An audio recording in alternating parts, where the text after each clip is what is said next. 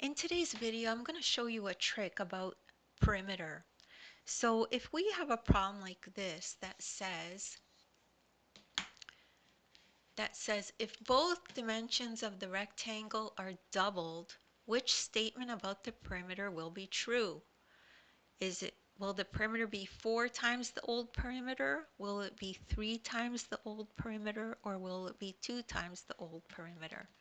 So you can solve this problem by using the perimeter equation for a rectangle. So this is the perimeter equation for a rectangle. It's 2 times bracket the length plus the width.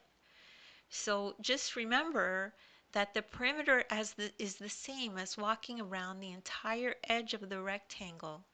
So you walk 2 times the length and 2 times the width. So you could picture it. So we're going to walk this width, this length, this width, this length. So we walked 2 widths and 2 lengths. That's why this equation is 2 times the length plus the width. So now the new rectangle will have 2 times the length and 2 times the width. So the new dimensions are 2 times L and 2 times W. So we could just put those into the equation. So the new perimeter is going to be 2 times bracket 2L plus 2W. Close the bracket, right? This is the new length. This is the new width. Well, now we could just factor this. We could pull the 2 out from the brackets and it'll be out here. Okay?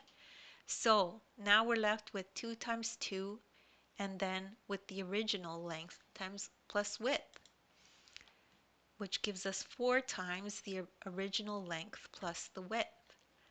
But we're comparing this to the original. So to do that, you divide the new over the old. So you could get the comparison. Okay, so the new equation is 4 bracket L plus W. The old one is 2 times L plus W. So these two cancel out, right? They're the same. So we just cross those out and then we're left with 4 over 2, which equals 2. So that means the new perimeter will be 2 times the old perimeter. So this will be the answer. Okay, and that's the trick for this. And don't worry if you don't understand that right away. You could rewatch the video as well. Take a look at the description. There's a link there to the ebook. In the ebook, there's a link that'll take you right to this video and you can follow along in the ebook as you watch the video. As well, I have links in the description that will go through problems that are similar to this one. Thank you so much for listening, and please make sure to like and subscribe.